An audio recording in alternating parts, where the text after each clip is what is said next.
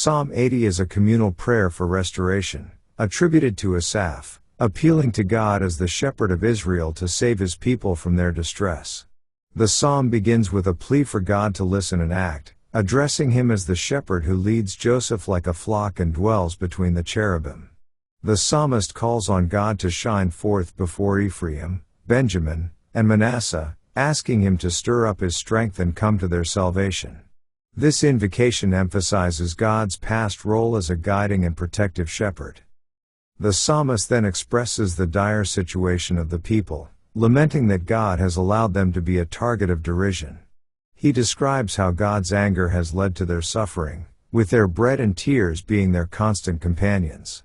The people feel abandoned, experiencing the consequences of God's displeasure. They face scorn from their neighbors and enemies, which adds to their humiliation and suffering. The repeated refrain, "Restore us, O God, make your face shine on us, that we may be saved," underscores their desperate plea for divine intervention and restoration. In the third section, the psalmist recounts the history of God's care for Israel, using the metaphor of a vine that God brought out of Egypt. He describes how God cleared the ground, planted the vine, and it took deep root, filling the land and flourishing. However, now the vine is ravaged and broken down, with wild animals feeding on it and passers-by plucking its fruit. This imagery of the destroyed vine represents the current plight of Israel, once flourishing under God's care but now devastated and vulnerable. The psalm concludes with a renewed plea for restoration and protection. The psalmist asks God to look down from heaven, see their plight, and take care of the vine he once planted.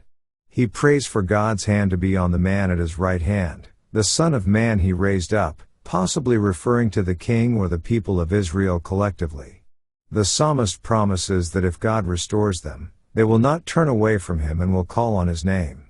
The psalm ends with the repeated refrain, "Restore us, Lord God Almighty, make your face shine on us, that we may be saved," expressing hope and trust in God's ability to rescue and restore his people. Let's now read Psalms chapter 80. To the chief musician upon Shoshana Maduth, a psalm of Asaph, give ear, O shepherd of Israel, thou that leddest Joseph like a flock, thou that dwellest between the cherubims, shine forth. Before Ephraim and Benjamin and Manasseh stir up thy strength, and come and save us. Turn us again, O God, and cause thy face to shine, and we shall be saved. O Lord God of hosts, how long wilt thou be angry against the prayer of thy people? Thou feedest them with the bread of tears, and givest them tears to drink in great measure. Thou makest us a strife unto our neighbors, and our enemies laugh among themselves. Turn us again, O God of hosts, and cause thy face to shine, and we shall be saved. Thou hast brought a vine out of Egypt, thou hast cast out the heathen, and planted it. Thou preparedst room before it, and didst cause it to take deep root, and it filled the land. The hills were covered with the shadow of it, and the boughs thereof were like the goodly cedars. She sent out her boughs unto the sea, and her branches unto the river. Why hast thou then broken down her hedges, so that all they which pass by the way do pluck her?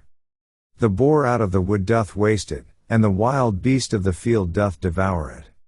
Return, we beseech thee, O God of hosts, look down from heaven, and behold, and visit this vine, and the vineyard which thy right hand hath planted, and the branch that thou madest strong for thyself. It is burned with fire, it is cut down, they perish at the rebuke of thy countenance. Let thy hand be upon the man of thy right hand, upon the Son of Man whom thou madest strong for thyself. So will not we go back from thee? Quicken us, and we will call upon thy name. Turn us again, O Lord God of hosts, cause thy face to shine, and we shall be saved. This ends our reading of Psalms chapter 80.